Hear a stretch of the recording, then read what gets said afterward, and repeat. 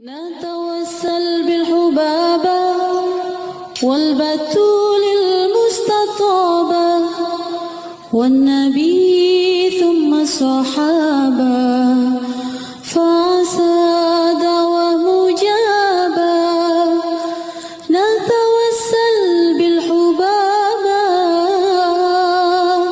والبتول المستطابة والنبي ثم الصحابة فعسى دوام مجابة.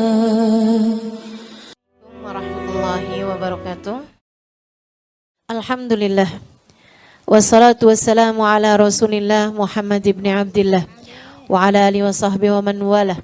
Subhanaka la ilma lana illa ma 'allamtana innaka antal alimul hakim. Rabbi shrah li sadri wa yassir li amri wahlul 'uqdatan min lisani yafqahu qawli, amma ba'du. Alhamdulillah.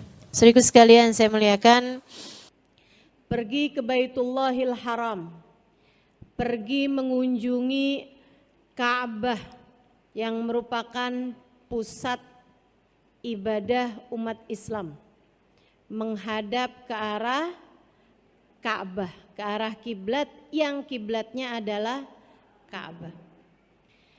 Bangunan kecil itu, teman-teman, disebut sebagai Baitullah, sebagai rumah Allah. Bukan artinya Allah berada di sana, sebagaimana bukan artinya Allah ada di atas langit atau surga atau Firdaus al-A'la atau Sidratul Muntaha. Tidak, sebab Allah tidak berarah. Itu hanyalah Ka'bah, hanyalah bangunan yang Allah nisbatkan dirinya dengan bangunan tersebut. Bukan berarti bangunan yang lain bukan miliknya Allah. Kayak semacam gini loh, kamu punya 10 anak, tapi ada satu anak tuh yang nyenengin banget, membahagiakan hati kamu banget. Kamu cinta sekali sama satu anak itu, sehingga kamu suka bilang kepada semua anak-anakmu yang lain, nih baru anak mama. Emang yang lain bukan anak mama? Anak mamanya tetangga. Semua anakmu, semua anak mama, tapi secara khusus seorang anak disebut sebagai anak mama ketika anak tersebut sangat dicintai oleh mamahnya. Demikian pula dengan Baitullah, teman-teman saya sekalian, semua jengkal bumi milik Allah. Semua jengkal bumi diciptakan oleh Allah SWT. Bahkan bukan hanya di bumi, tapi juga di langit-langit sana dan di alam-alam yang kita nggak tahu, teman-teman saya sekalian. Semua milik Allah, semua diciptakan oleh Allah SWT. Akan tetapi di antara seluruh jengkal bumi ini ada yang begitu Allah cintai hingga Allah menisbatkan dirinya dengan tempat tersebut, yaitu Baitullahil Haram, Ka'bah al-Musyarrafah, Ka'bah yang dimuliakan Allah Subhanahu wa ta'ala.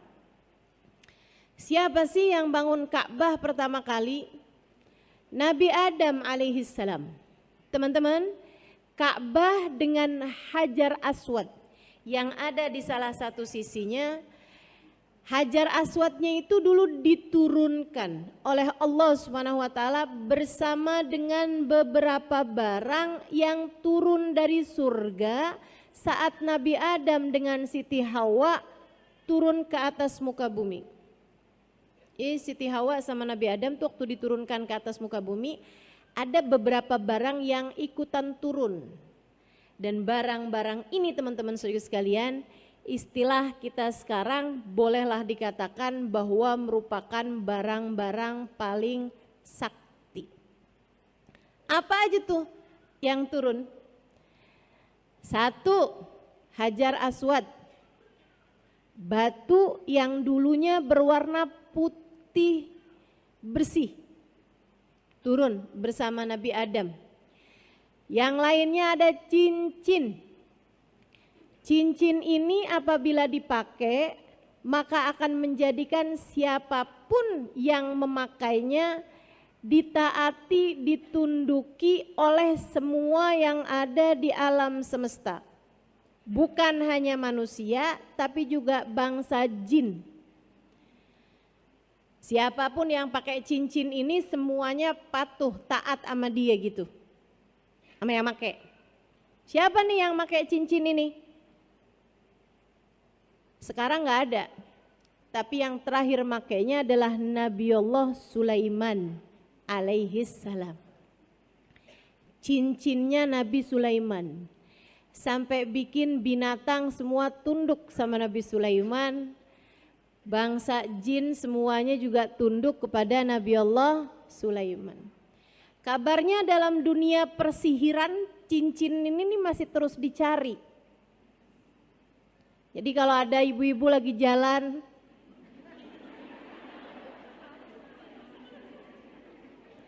tahu-tahu nemu cincin, Bu, jangan biarkan suamimu memakainya. Saya nggak tahu itu ya, cincinnya siapa gitu kan. Saudaraku sekalian yang saya muliakan, barang lain selain daripada dua hal tersebut adalah tongkat. Tongkatnya Nabiullah Musa alaihi salam yang dengannya Allah jadikan lautan terbelah ketika Nabi Musa memukulkan tongkatnya tersebut. Nah, barang-barang ini semuanya tidak jelas keberadaannya di masa sekarang kecuali Hajar Aswad. Kalau dibilang bahwa cincin Nabi Sulaiman membuat siapapun yang memakainya ditunduki oleh siapapun, dan juga tongkatnya Nabi Musa itu menjadi suatu yang sangat sakti seperti yang tadi telah saya sebutkan ya, meskipun tentu saja pemberi kesaktiannya, pemberi keistimewaan barang-barang tersebut tetaplah juga Allah Subhanahu wa taala. Nah, kalau Hajar Aswad apa fungsinya atau apa kesaktiannya? Teman-teman sekalian saya muliakan, ini juga pernah menjadi hal yang membuat Sayyidina Umar bin Khattab pernah berkata di masa kekhalifahan beliau, saat beliau tawaf dan juga beliau cium Hajar Aswad, sesudahnya beliau berkata, innaka ya hajar, hajarun, innaka ya hajar al-aswad, hajar la yadur wa la yanfa'. Lau ma ra'aitun Nabi sallallahu alaihi wasallam yashummuka ma syamamtuka. Wahai Hajar al-Aswad, lau ma ra'aitur Rasul sallallahu alaihi wasallam yuqabbiluka ma gabbaltuka. Wahai Hajarul Aswad, kata Sayyidina Umar, engkau hanyalah batu. Engkau tidak memberi manfaat, engkau tidak memberi mudarat. Andai tidak kulihat Nabi Muhammad menciummu, aku tak akan pernah menciummu. Kata Sayyidina Umar. Ucapan tersebut didengar oleh Sayyidina Ali bin Abi Thalib yang kemudian berkata, ya Umar, faqad sami'tu Rasulullah sallallahu alaihi wasallam yaqul, jangan salah wahai Umar, saya pernah dengar Nabi Muhammad sallallahu alaihi wasallam berkata, innal hajarul aswad yashhad liman istalamahu bil wafa yaumal qiyamah. Sesungguhnya Hajar Aswad akan datang sebagai saksi kepada siapapun yang pernah menyentuhnya, kepada siapapun yang pernah menyalaminya, meletakkan tangan di atasnya, kemudian menciumnya, menyalaminya, atau siapapun yang pernah menciumnya, bahwa orang tersebut adalah orang yang setia menjalankan agama Islam. Orang yang setia kepada Allah Subhanahu wa taala. Fa ayyu naf'in akbaru min hadza? Wahai Umar, adakah manfaat, keistimewaan, kesaktian yang lebih besar daripada ini? Dia ternyata Hajar Aswad kesaktiannya bukan di dunia, Bu, Kak, Dek, tapi kesaktiannya di akhirat. Akan menjadi saksi kepada siapapun yang pernah menciumnya bahwa orang itu adalah orang yang setia menjalankan agama Islam, agama Allah. Sayyidina Umar langsung seneng banget sama ucapan Sayyidina Ali. Ini ya, kita tahu dari sini betapa para sahabat-sahabat Nabi Muhammad itu hatinya bersih-bersih. Enggak ada yang, enggak gitu loh Ali. Mari kita berdebat. Mari kita buka forum secara terbuka. Mari kita adu argumentasi, enggak gitu.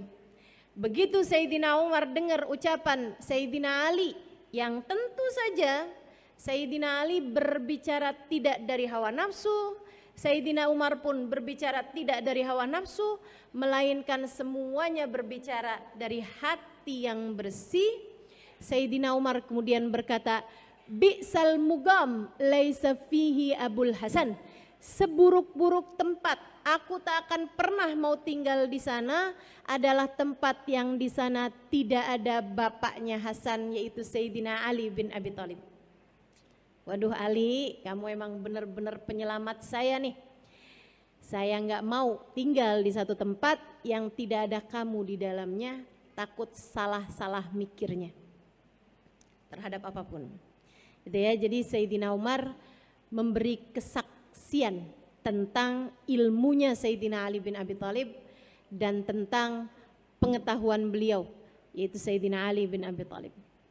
Teman-teman sekalian yang saya muliakan, tapi bukan artinya, wah kalau gitu saya harus bisa cium Hajar Aswad.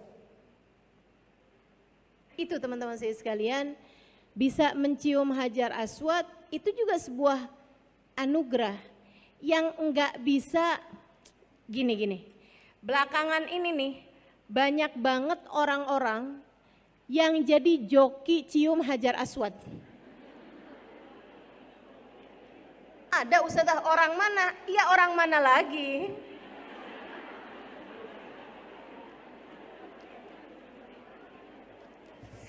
Kita tahulah oknumnya.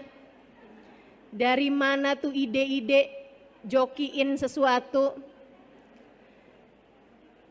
Saudariku sekalian yang saya muliakan, jadi ada tuh, saya pernah disamperin, bukan saya pernah jadi joki ya, saya pernah disamperin.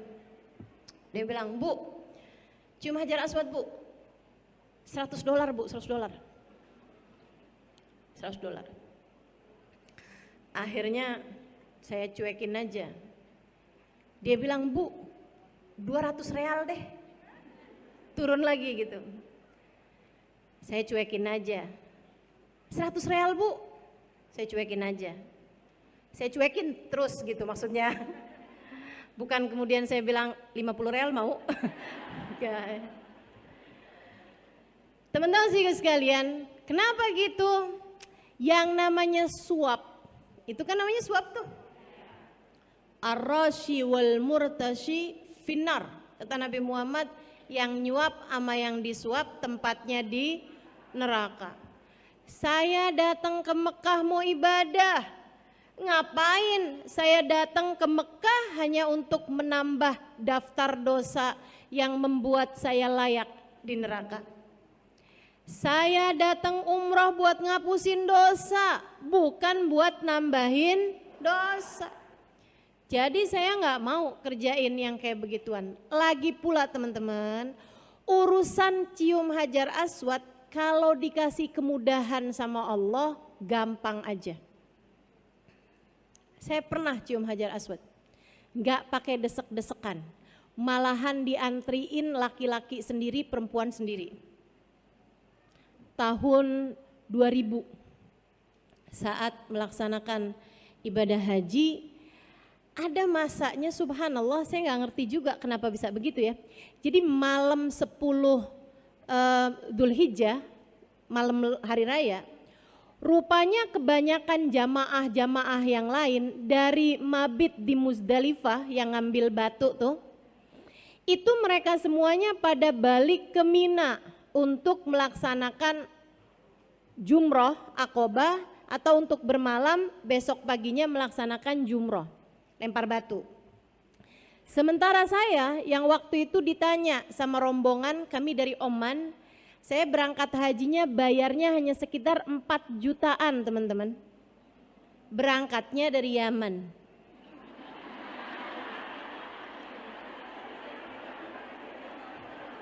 Jangan dikirain sakti. Itu teman-teman saya sekalian, saya waktu itu udah ngajar di Daruz Zahra. Jadi ketika rombongan kami nih satu bis, terdiri kebanyakannya dari teman-teman saya dari Oman dan warga Oman, warga Salalah tepatnya. Mereka tanya, Ustazah, ini kita habis gini bagusan balik ke Mina untuk Aqobah atau kita tawaf ifadah? Saya bilang dua-duanya boleh. Dua-duanya boleh sebab tawaf ifadah masuk dari muntasifil lail, dari jam 12-an malam ke belakang. Sementara itu juga udah jam 12-an gitu. Terus dia bilang, jadi Ustazah putuskan apa nih? Saya bilang kalau gitu kita tawaf ifadah. Ke Mekah Ustazah? Iya, ke Masjidil Haram. Kita pun berangkat ke Masjidil Haram dan baru itu saya lihat Masjidil Haram kosong. Masa itu orang kalau lagi ibadah haji, pelaksanaan ibadah haji, Mekah ditutup selain dari jamaah haji. Jadi warga Mekah apa segala macam tuh nggak bisa, nggak boleh ke Mekah gitu. Kecuali besok paginya tuh baru mereka sholat subuh dan itu ya sholat Idul Adha gitu. Tapi kalau yang malam itu tuh ternyata enggak, dari kosongnya, dari sedikitnya sampai pintu-pintunya itu sebagian ditutup. Ya satu pintu, 3 ditutup, pintu masjid, 1 dibuka, 3 ditutup seperti itu. Jadilah kami waktu itu saya dan teman-teman yang dari Oman ini ya, habis selesai tawaf, selesai semuanya acara tawaf, yang berarti habis selesai tawaf itu saya sa'i. Saya udah bilangin, Ustazah, Hajar Aswadnya kosong nih Ustazah, kita boleh cium Hajar Aswad? Saya bilang enggak boleh, kita masih sedang menyandang ihram. Hajar Aswad itu wangi. Jadi kamu kalau deketin Hajar Aswad, cium Hajar Aswad harus bayar dam, karena itu mencium wangian gitu. Yang kita tahu memang wangi gitu kan.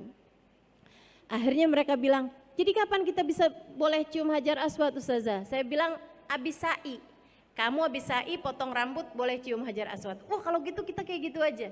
Jadilah kami kemudian tawaf, kemudian sa'i, habis selesai sa'i gunting rambut, berarti kita sudah tahallul pertama gitu ya. Kemudian kami pun segera ke Hajar Aswad, ke Ka'bah lagi, dan kemudian kami pun cium Hajar Aswad dengan puas karena bahkan dibikin antriannya itu perempuan dulu berapa orang, habis itu laki-laki berapa orang, habis itu perempuan lagi berapa orang.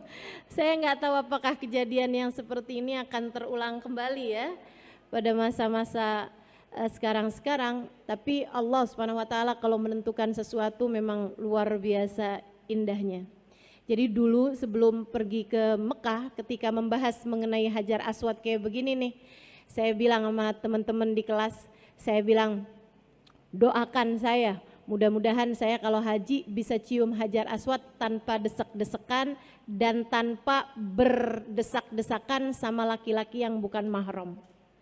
Itu yang hadir di situ aminin semua, walaupun dalam pikiran mereka gimana ceritanya. Allah kalau mengijabah tanpa peduli. Saudara sekalian yang saya muliakan, beberapa tahun sesudah saya tinggal di Indonesia, ada masanya saya bawa rombongan umroh. Sekarang saya nggak bawa rombongan umroh lagi. Jadi jangan ada yang nanya-nanya travelnya apa. Saudara sekalian, saya ada bawa rombongan umroh waktu itu. Kemudian di antara rombongan itu ada satu ibu bawa ART-nya. Jadi ada bawa ART-nya itu banyak gitu ya, berapa orang, kalau nggak salah sampai 4 atau 5 orang gitu, yang perempuan, kemudian ada supir, ada ini gitu. Banyakan orang lah gitu yang ikut rombongan kami itu. Saya terangkan kepada mereka tentang fadilahnya mencium Hajar Aswad. Hari itu abisnya selesai tawaf sunnah bukan tawaf umroh. Para ART itu asisten rumah tangga, pembantu rumah tangga, si ibu yang ikut rombongan saya ini gitu ya. Itu pada desek-desekan berusaha mencium Hajar Aswad dan alhamdulillah berhasil. Jadi mereka bikin strategi saling inilah apa segala macam, saling kayaknya ya gitulah ya. Sampai akhirnya mereka bisa cium Hajar Aswad, semuanya berhasil kecuali satu orang.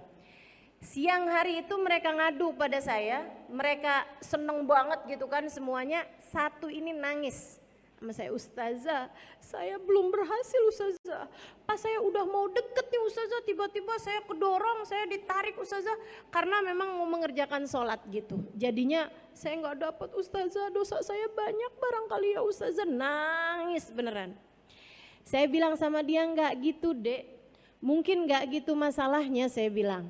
"Udah kamu doa aja minta sama Allah SWT. Kalau kamu ngerasa mungkin sebabkan dosa-dosa, banyak istighfar, banyak mohon ampun sama Allah." Dia pun melaksanakan itu semuanya. Besok harinya dia datang pada saya nangis lagi. Ternyata nangisan. Tapi kali ini dia nangis seneng. "Ustazah, saya bisa cium Hajar Aswad lama banget."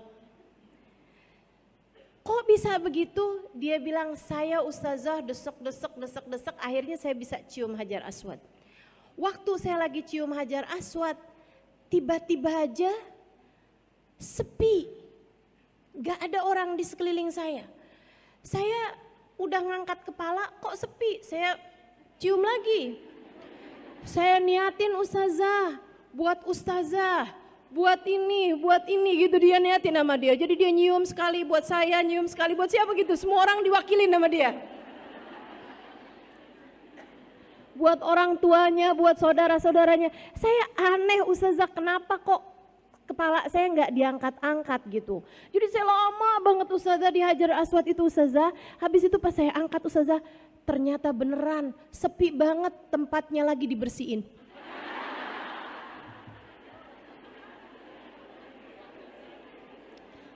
Lagi di pel. Jadi dia sendirian nyangkut di Hajar Aswad. Saya bilang, Allah kalau punya mau ya Allah, ya Allah. Urusannya cuma doa teman-teman, urusannya cuma doa. Jangan pernah remehkan doa. Jangan pernah remehkan doa. Tuh, Al-Hajaril Aswad yang ada di dalamnya Ka'bah. Itu asalnya putih. Yang bikin dia hitam kenapa?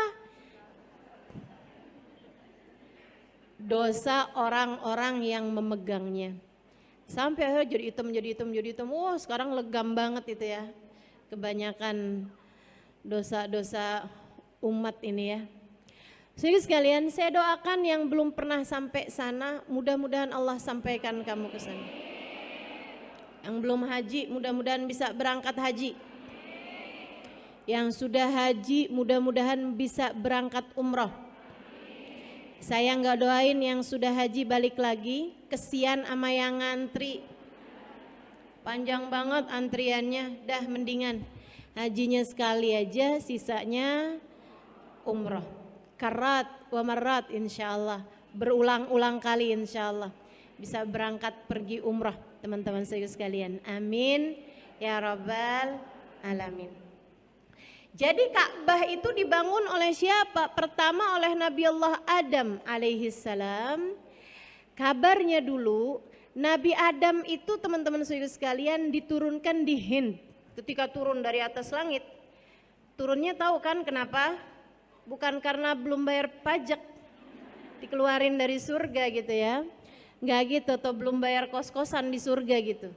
Teman-teman sekalian, Nabi Adam dikeluarkan bersama dengan Siti Hawa dari surga disebabkan karena akala syajarah, makan buah yang dilarang oleh Allah Subhanahu wa taala. Fabadat minhuma sau'atuhuma, maka pakaian-pakaian kebesaran mereka di surga berhamburan. Kemudian saat itu juga Siti Hawa keluar darah dari bawah beliau ya. Dia bertanya, "Mahadha ya Rab, apa ini ya Allah?" Allah berkata, "Ya Hawa, hadza laki wa li banatiki ila yaumil qiyamah." Ini adalah head untukmu dan untuk semua anak-anak perempuanmu sampai hari kiamat. Makanya perempuan pada punya head kan ya. Sementara Nabi Adam, nah ini saya baca kisah ini di kitab I'anatul Talibin ala Syarhi Fathil Mu'in di bab mengenai haji. Teman-teman sekalian, Nabi Adam ketika makan buah tersebut segera keluar kayak tulang dari leher beliau. Ini yang disebut dengan nama jakun. Ya, makanya anak laki-laki pada punya jakun tuh. Begitu kan? Bisa dioperasi apa enggak tuh jakun Ustazah? Kagak ngerti dah saya. Teman-teman sekalian saya muliakan, nih laki-laki dan perempuan. Kemudian Allah pun menurunkan keduanya di atas muka bumi. Kabarnya Nabi Adam turunnya di Hind, di India sekarang ya. Di India sekarang. Sementara Siti Hawa kabarnya turun di Jeddah.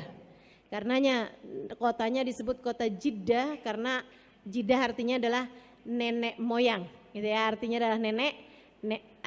adalah nenek gitu. Jadinya kota Jeddah itu karena ia adalah tempat turunnya Siti Hawa. Wallahu a'lam. Yang kayak beginian kan sejarah nggak bisa dicari kebenarannya begitu ya.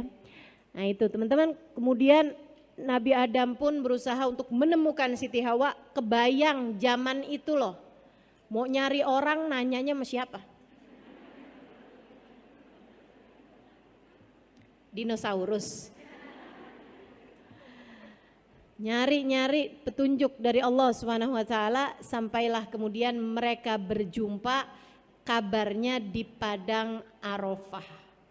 Makanya tuh waktu saya naik ke Jabal Rahmah yang tempat padang Arafah itu ya, itu teman-teman sekalian kalau lagi nggak musiman haji, padang Arafah tuh kosong, sepi gitu, sepi. Palingan ada orang-orang yang datang ke sana hanya untuk sekedar lihat. Ini loh kalau ibadah haji itu jadi rame karena ini adalah padang Arafah gitu. Nama gunungnya Jabal Rahmah, gunung kasih sayang. Kabarnya di atas gunung situ tuh Nabi Adam dengan Siti Hawa bertemu. Teman-teman sekalian, di situ tuh ada kayak semacam apa sih kalau di pusat kota tuh?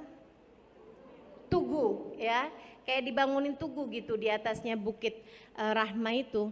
Nah itu banyak banget orang-orang di Indonesia tuh yang suka pada nulis di situ.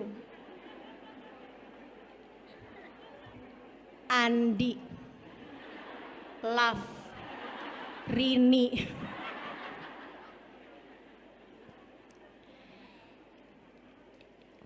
Di belakangnya ada tulisan lagi, Andi, Love, Dini. Nah yang sebenarnya yang mana nih?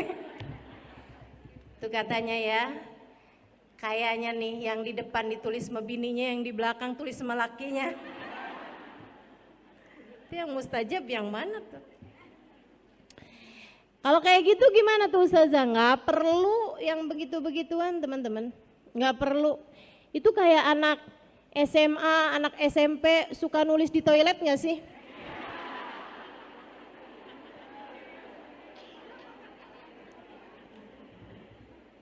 Nggak perlu, sekali lagi ya, ngotorin aja.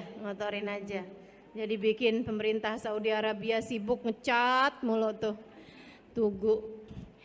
Baik, saudaraku sekalian yang saya muliakan, di sanalah keduanya bertemu dan padang Arafah, makanya disebut sebagai Arafah, gitu kan? Karena itu adalah tempat ta'arufan, tempat ketemuan Nabi Adam dengan Siti Hawa, tapi keduanya tentu saja sudah menjadi suami istri. Sejak kapan Ustazah jadi suami istrinya? Sejak mereka berdua Allah ciptakan di surga. Ini paling keren nih akad nikahnya Nabi Adam dengan Siti Hawa ya, nggak pakai penghulu. Kabarnya ketika Nabi Adam sendirian di surga, dia pun merasa kesepian. Allah kemudian menciptakan dari salah satu tulang rusuknya Siti Hawa. Jadi kalau Nabi Adam tuh diciptakan dari tanah gitu ya. Nabi Adam kan Allah Subhanahu wa taala ciptakan dari tanah, teman-teman. Nah, itu kemudian kalau Siti Hawa diciptakannya dari tulang rusuknya Nabi Adam. Itu Allah Subhanahu wa taala menciptakan Nabi Adam dan Siti Hawa, bukan dirimu. Jadi jangan sibuk nyibuk nyari tulang rusuk. Saya nih sebenarnya diciptakan dari tulang rusuknya siapa ya? Menurutmu orang yang pernah kawin 10 kali tulang rusuknya sisa berapa?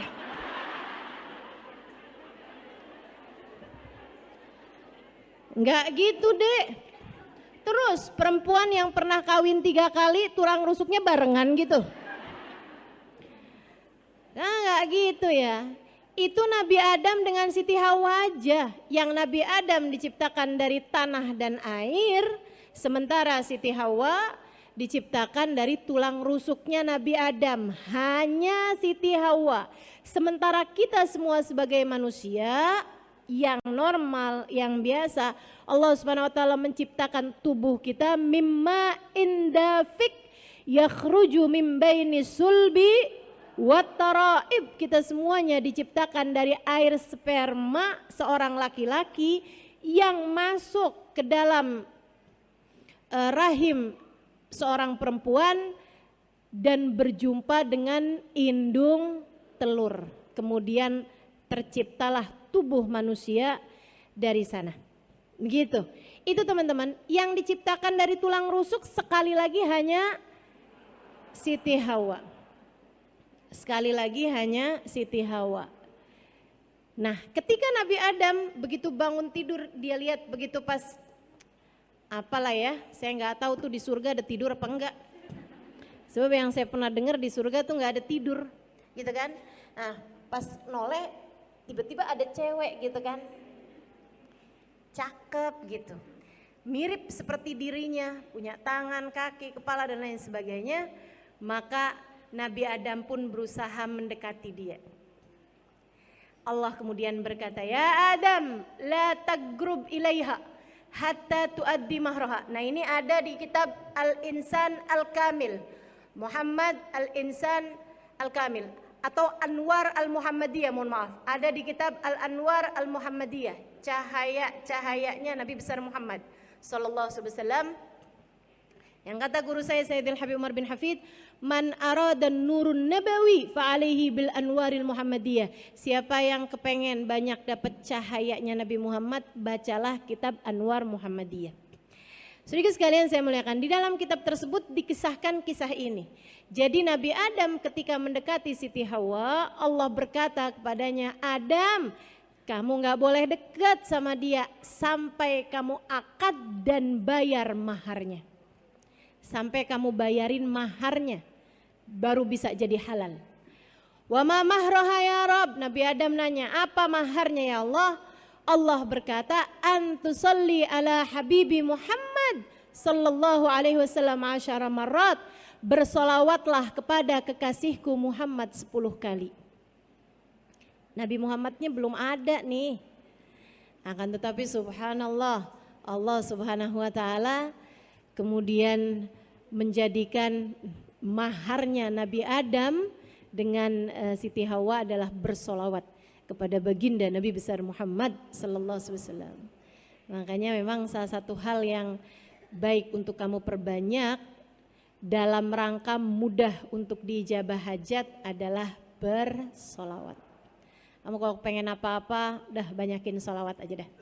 Itu senjata kita banget teman-teman. Nabi Adam ini bukan umatnya Nabi Muhammad loh sebenarnya kan. Segitunya aja urusannya sama sholawat.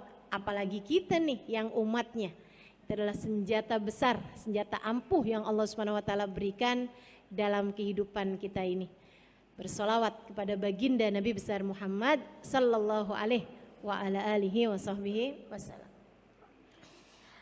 Ada beberapa kawan saya pernah ngadu sama guru kami tentang rasa cemburu.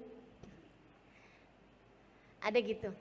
Kita ini kan sebagai seorang istri pasti aja ya, cemburu itu tanda cinta.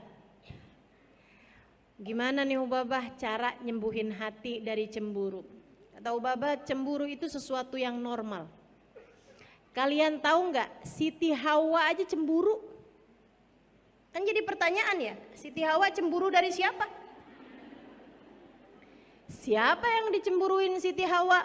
Dinosaurus. Siapa nih gitu kan? Yang lain-lain kan malaikat gitu. Jadi kayaknya nggak pantas banget buat cemburu gitu. Namanya bukan makhluk yang sama tuh kan. Ibu-ibu pernah cemburu mayam? Enggak kan? Pernah cemburu sama kucing? Kan enggak gitu. Jadi kita kan cemburu biasanya sama sesama begitu kan ya.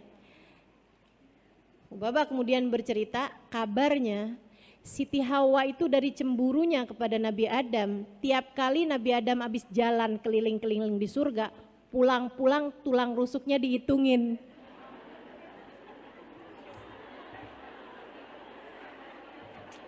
Lucu banget gak sih? Ya Allah. Tulang rusuknya Nabi Adam dihitungin. Khawatir Allah menciptakan dari tulang rusuk yang lain seorang perempuan seperti dirinya. Teman-teman sekalian sekalian yang saya muliakan, ini Nabi Adam dan Siti Hawa turunkan, kemudian Allah Subhanahu wa taala bersama dengan turunnya Nabi Adam dan Siti Hawa diturunkan 3 barang tersebut. Kemudian Allah perintahkan sesudah mereka berjumpa di Padang Arafah, Allah Subhanahu wa taala perintahkan Nabi Adam untuk menggali sebuah tempat di mana Allah menurunkan Hajar Aswad di tempat tersebut, yaitu Ka'bah yang sekarang ini teman-teman. Gitu ya, area Ka'bah sekarang itu nggak pernah berubah-berubah. Itu adalah tempat turunnya Hajar Aswad dari atas langit ke atas muka bumi ini. Nah itu Allah SWT perintahkan di titik itulah, bangunlah Ka'bah. Dibangunlah Ka'bah, kemudian Ka'bahnya jadi hancur di zamannya Nabi Allah Nuh alaihi salam ketika banjir bandang. Kemudian Nabi Nuh membangun kembali sesudah surutnya banjir tersebut. Kemudian hancur lagi di zamannya Nabi Allah Sulaiman alaihi salam. Karenanya ma min nabiyyin illa wahaj, tidak ada satu nabi pun kecuali semuanya pasti pernah haji. Perhatikan, tidak ada satu nabi pun kecuali semuanya pasti pernah haji. Jadi semua nabi-nabi itu pada pernah haji, semua tanpa terkecuali. Teman-teman sekalian yang saya muliakan, karenanya haji itu atau pelataran Ka'bah itu adalah salah satu dari tanah paling mulia yang pernah diinjak orang, karena di tempat itu pula lah begitu banyak orang-orang soleh yang pernah menapakkan kaki di sana. Saya teman-teman setiap kali tawaf saya suka ngebayangin hal kayak gitu. Jadi saya pikir ya Allah, Nabi Adam tawaf, Nabi Ibrahim tawaf, Nabi Nuh tawaf, Nabi Ismail tawaf, Nabi Yahya, Nabi Zakaria. Semuanya pada pernah tawaf di tempat ini ya Allah. Sekarang saya pun kau izinkan untuk tawaf di tempat ini.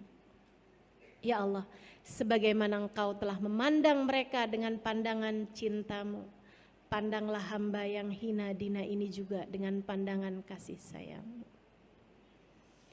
Kalau lagi tawaf saya suka bayangin Nabi Muhammad tawaf. Nabi Muhammad kita sallallahu alaihi wasallam, baginda kita Rasulullah sallallahu alaihi wasallam tawaf, teman-teman saudara sekalian, tawaf. Bahkan ketika beliau belum haji sekalipun, Nabi itu sebelum Islam itu setiap tahun haji. Sebelum haji yang menjadi syariat Islam, sebelum hijrahnya Nabi Muhammad ke Madinah, setiap tahun Nabi Muhammad haji, tapi hajinya nggak dihitung. Kenapa gitu? Karena itu haji yang bukan merupakan syariat Islam, bukan haji yang merupakan melaksanakan rukun Islam. Makanya nggak dihitung. Makanya kalau ada pertanyaan gitu kan, berapa kali Nabi Muhammad pernah haji? 1 kali, yaitu haji wada. Nah, hajinya Nabi Muhammad yang sebelum Islam atau sebelum diutus oleh Allah Subhanahu wa taala dengan syariat Islam, haji yang menjadi syariat Islam itu setiap tahun Nabi Muhammad haji. Bahkan ketika Nabi Muhammad sudah jadi nabi sekalipun, selama ada di Mekah tiap tahun Nabi Muhammad haji. Karena haji ini adalah syariat dulu, syariatnya Nabi Allah Ibrahim alaihissalam yang membangun Ka'bah untuk terakhir kalinya sesudah rata tanah. Jadi sebelumnya Nabi Ibrahim tuh Ka'bahnya jadi rata tanah lagi. Nah, Nabi Ibrahim lah yang Allah Subhanahu wa taala pilih untuk membangun Ka'bah gitu ya. Nah, sejak Nabi Ibrahim sampai sekarang Ka'bahnya selalu ada, teman-teman. Pemugaran aja, akan tetapi Ka'bahnya selalu ada gitu. Nggak pernah rata tanah lagi gitu kan. Nah, saat rata tanah beneran itu maksudnya nggak ada nih, Ka'bahnya jadi nggak ada, itu adalah pada masa sebelumnya Nabi Allah Ibrahim alaihissalam. Yang sebelumnya lagi pernah rata tanah nggak ada juga di zamannya Nabi Allah Nuh alaihissalam, atau sebelumnya lagi yang pertama kali membangunnya adalah Nabi Allah Adam alaihissalam. Jadi sekalian yang saya muliakan, jadi Ka'bah dibangun kembali oleh Nabi Allah Ibrahim alaihissalam. Nabi kita Muhammad tawaf. Bahkan ketika beliau itu sudah jadi nabi nih, saat hari-hari biasa beliau itu tidak pernah melewatkan 1 harinya dari tawaf, teman-teman, kalau beliau ada di Mekah. Sebab tawaf itu merupakan penghormatan terhadap Ka'bah. Lain sama sa'i. Sa'i itu hanya ada dalam rentetan